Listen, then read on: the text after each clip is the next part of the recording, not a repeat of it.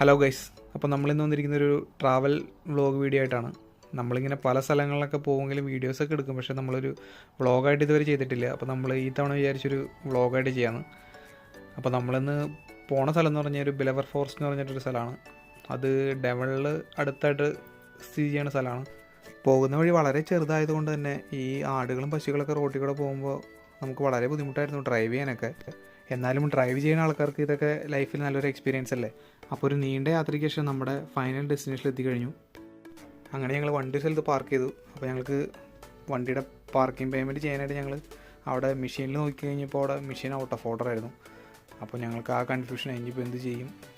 അങ്ങനെ ഞങ്ങൾ അവിടെയുള്ള ആൾക്കാരോടൊക്കെ ചോദിച്ചു. അപ്പോൾ അവർ പറഞ്ഞു കുഴപ്പമില്ല, നിങ്ങൾ ഫോട്ടോസും കാര്യങ്ങളൊക്കെ എടുത്ത് വെച്ചു, കാരണം ഇവിടെ എവിഡൻസ് ആണല്ലോ. നമുക്ക് എന്തെങ്കിലും ഫൈനും കാര്യങ്ങളും വന്നു കഴിഞ്ഞാൽ നമ്മൾ അപ്പീൽ ചെയ്യണമെങ്കിൽ നമുക്ക് എവിഡൻസ് വേണം. അപ്പോൾ ഞങ്ങൾ അതിൻ്റെ എല്ലാ ഫോട്ടോസും കാര്യങ്ങളൊക്കെ എടുത്തിരുന്നു. പാർക്കിങ്ങിൽ നിന്ന് കുറച്ച് നടന്നാൽ തന്നെ നമുക്ക് ലേക്കും കാര്യങ്ങളൊക്കെ